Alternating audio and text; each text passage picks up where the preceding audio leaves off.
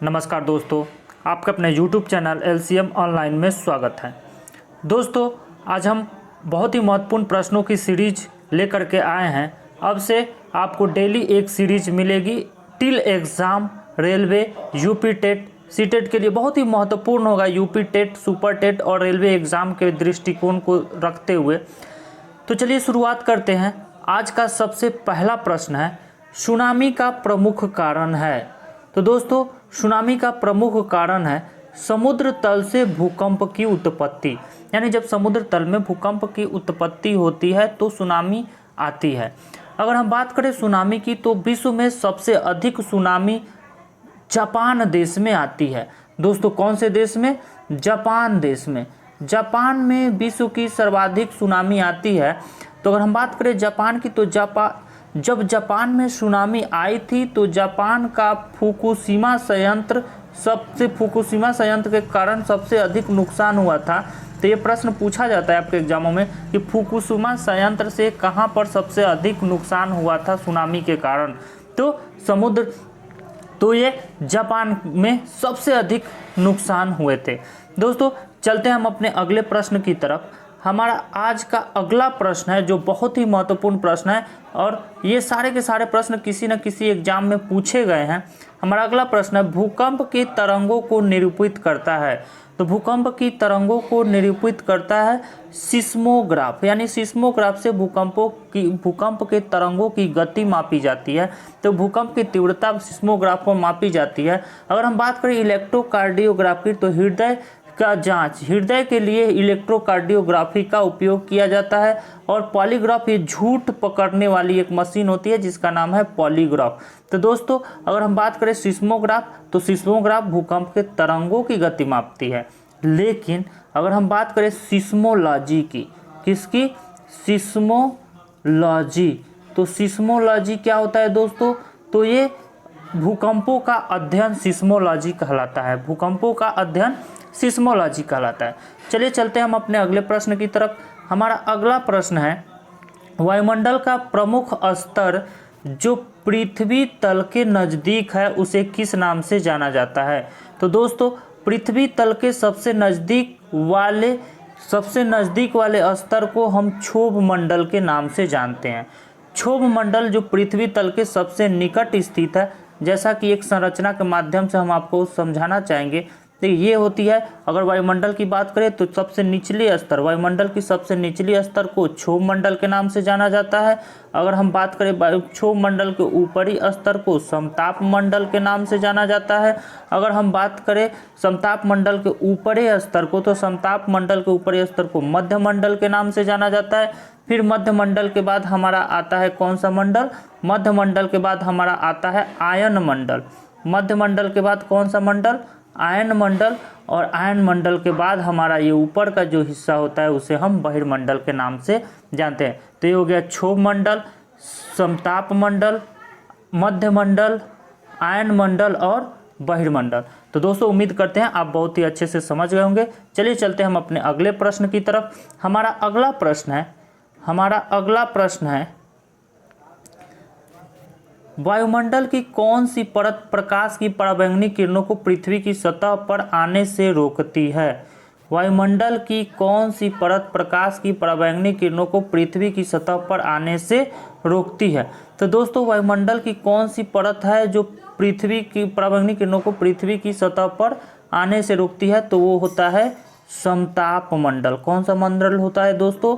समताप मंडल। समताप मंडल क्या करता है? समताप मंडल पराबैंगनी किरणों को पृथ्वी की सतह पर आने से रोकता है। तो दोस्तों, जो हमारा ऑप्शन दिया हुआ है, इसमें ऑप्शन के अनुसार हम क्या करेंगे? समताप मंडल। और इसके पिछले वाले प्रश्न में हमने इसको बहुत ही अच्छे से आपको समझा दिया है कि कैसे समताप मंडल होगा। तो दोस्तों, समताप मंडल क्या करता है? पराबैंगनी किरणों को अवशोषित कर लेता है। अगर हम बात करें जो पराबैंगनी किरणें होती हैं, वो पराबैंगनी किरणें अवशोषित कर ली जाती है समताप मंडल में स्थित ओजोन परत के द्वारा। तो दोस्तों, चलिए चलते हैं हम अपने अगले प्रश्न की तरफ। हमारा अगला प्रश्न है, वायु दाब।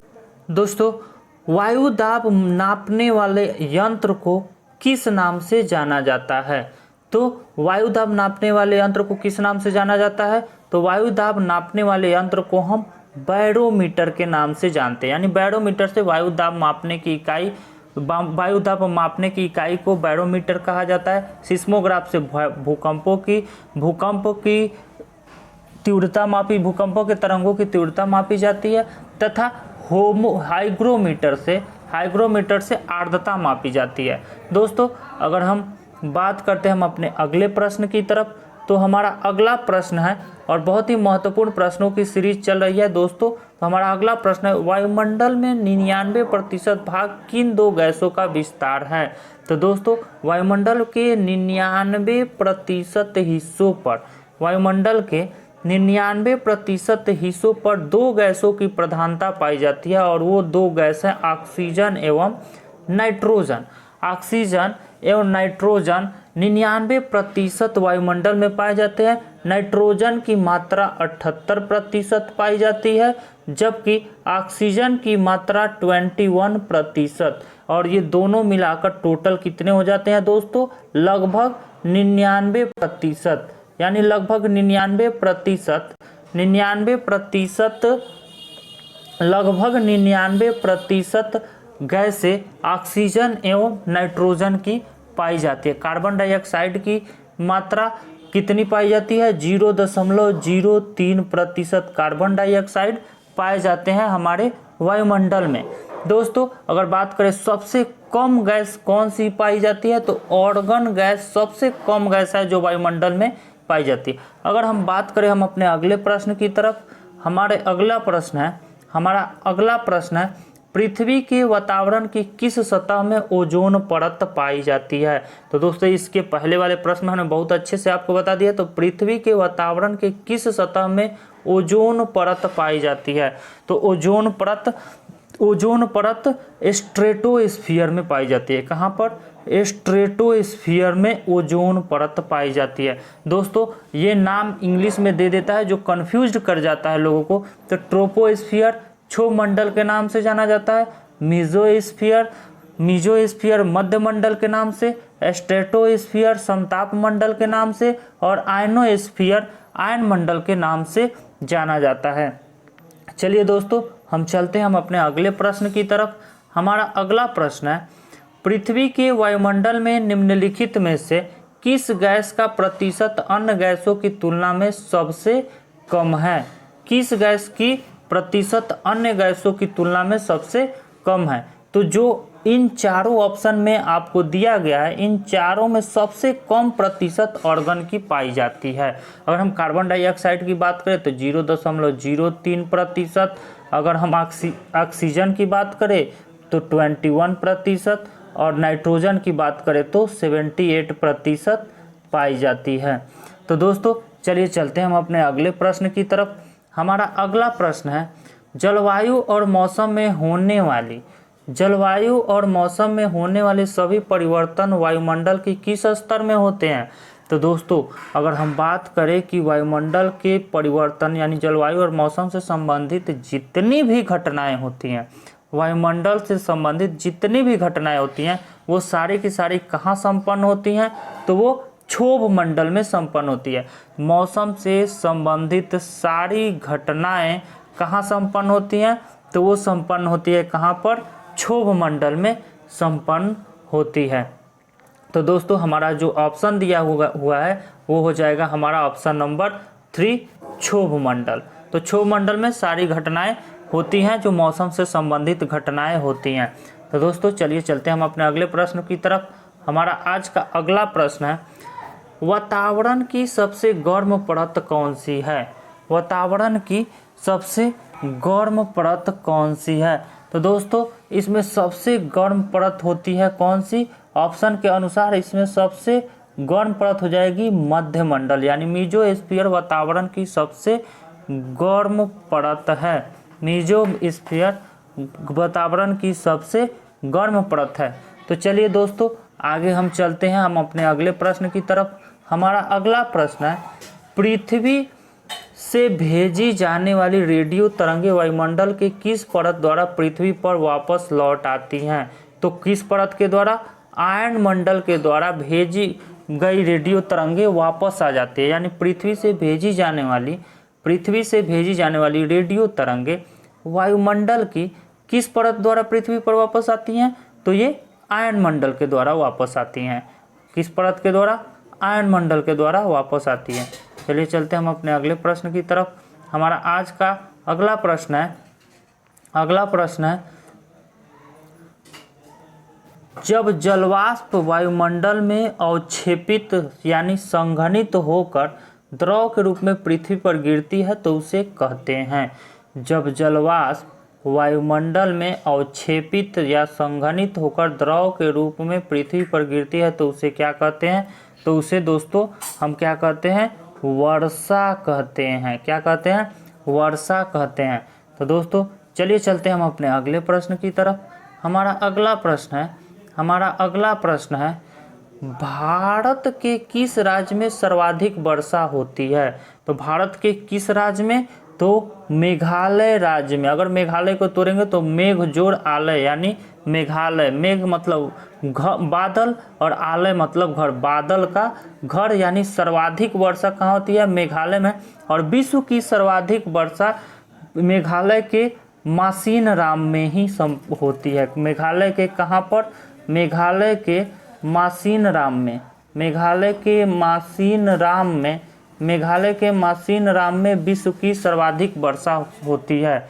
कहाँ पर होती है विश्व की सर्वाधिक वर्षा? मेघालय के मासिनराम में होती है। तो दोस्तों अगर हम बात करें हम अपने अगले प्रश्न की तरफ। हमारा अगला प्रश्न है निम्न में से कौन सा सागर यूरोप को अफ्रीका से अलग करता है? तो दोस्तों अगर हम बात करें यूरोप से अफ्रीका को अलग करने की, तो अगर हम बात करें ये देखिए यहाँ से अगर इस तरीके से जानते हैं तो ये हो जाता है आपका हो जाता है अफ्रीका महाद्वीप। अफ्रीका महाद्वीप जो यहाँ से गुजरती है ये हो जाता है आपका, ये हो गया भूमध्य सागर। और भूमध्य सागर ये अफ्रीका महाद्वीप, और ये भूमध्य सागर अफ्रीका महाद्वीप, और ऊपर हो जाता है ये यूरोप महाद्वीप। तो यूरोप और अफ्रीका के बीच में भूमध्य सागर स्थित है। तो यूरोप और अफ्रीका महाद्वीप को कौन सा? ये हो जाता है यूरोप महाद्वीप, और ये हो जाता है अफ्रीका महाद्वीप। तो अफ्रीका महाद्वीप और यूरोप महाद्वीप के मध्य में भूमध्य सागर है। तो भूमध्य सागर क्या करती है? भूमध्य सागर यूरोप को अफ्रीका से अलग करती है। तो दोस्तों हमारा ऑप्शन नंबर 4 सही होगा। यदि कह दे प्रश्न कि कौन से सागर यूरोप को अफ्रीका से अलग करता है तो भूमध्य सागर। चलिए चलते हैं हम अपने अगले प्रश्न की तरफ। हमारा अगला प्रश्न में मृत सागर क्या है? मृत सागर क्या है? तो दोस्तों ऑप्शन है ऐसा सागर जिसका पानी जहरीला होता है, बिल्कुल गलत है। फिर है ऐसा सागर जिसमें ज्वार भाटे बहुत तीव्र गति से आते हैं, ये भी ऑप्शन गलत है। ऐसा सागर जो सभी महासागरों सागरों से ज़्यादा नमकीन है, तो बिल्कुल सही दोस्तों हमारा ऑप्शन नंबर 3 यानी मृत सागर क्या है? तो ऐसा सागर जो सभी महासागर एवं सागरों से ज़्यादा नमकीन है उसे मृत सागर कहा जाता है। दोस्तों मृत सागर जॉर्डन में स्थित है। कहाँ स्थित है? जॉर्डन में मृत सागर स्थित है। चलिए सो दोस्तों चलते हैं हम अपने अगले प्रश्न की तरफ चलते हैं। तो हमारा अगला प्रश्न है महासागरों में निम्न में से कौन सा लवण सर्वाधिक मात्रा में पाया जाता है? तो दोस्तों महासागरों में निम्न में कौन सा लवण सर्वाधिक मात्रा में पाया जाता है? अगर हम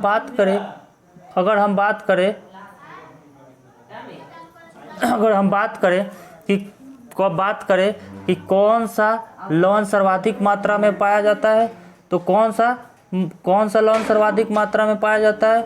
सोडियम क्लोराइड। अगर हम बात करें किसकी?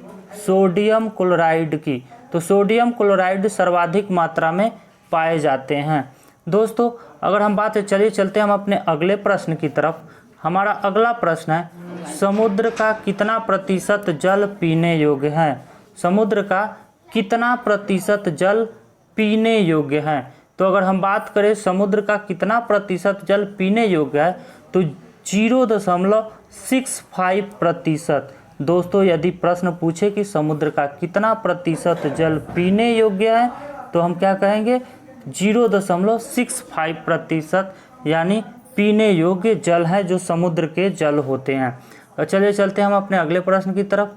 हमारा अगला प्रश्न है निम्नलिखित में से कौन सा महासागर ऑस्ट्रेलिया के पश्चिम में और अफ्रीका के पूर्व में स्थित है?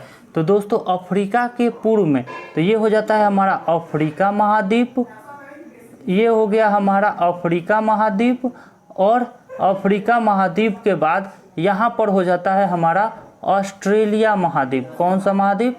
ऑस्ट्रेलिया। और अफ्रीका के पूर्व में और ऑस्ट्रेलिया के पश्चिम में, ये हो जाता है पूर्व और ये हो जाता है पश्चिम।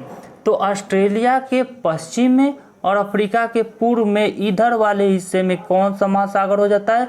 हिंद महासागर, क्योंकि यहाँ पर कौन सा, यहाँ पर अपना देश भारत स्थित है और ये भारत स्थित है और बीच में हो जाता है हिंद महासागर। कौन सा महासागर? हिंद महासागर। तो यहाँ पे कौन सा महासागर स्थित है? हिंद महासागर। यदि आपसे कहे ऑस्ट्रेलिया के पश्चिम और अफ्रीका के पूर्व में कौन सा महासागर स्थित है, तो हिंद महासागर स्थित है। तो चलिए दोस्तों चलते हैं हम अपने अगले प्रश्न की तरफ। हमारा अगला प्रश्न है विश्व की सबसे गहरी समुद्री खाई कौन सी है? तो विश्व की सबसे गहरी समुद्री खाई कौन सी है? तो विश्व की सबसे गहरी समुद्री खाई मरीना की खाई। कौन सी खाई है दोस्तों? मरीना की खाई, यानी कहे तो मरीना गर्त यानी मेरियाना गर्त जो प्रशांत महासागर में स्थित है। मेरियाना गर्त जो कहाँ स्थित है? प्रशांत महासागर में स्थित है। प्रशांत महासागर में स्थित है मेरियाना गर्त जो प्रशांत महासागर में स्थित है। मेरियाना गर्त जो प्रशांत महासागर में स्थित है, विश्व की सबसे गहरी खाई है। दोस्तों चलिए चलते हैं हम अपने अगले प्रश्न की तरफ। हमारा अगला प्रश्न है पेड़ों की कतारों के बीच में फसलें उगाने को क्या कहते हैं? दोस्तों ये आज का आखिरी सवाल होगा, आज के टेस्ट का आखिरी सवाल होगा।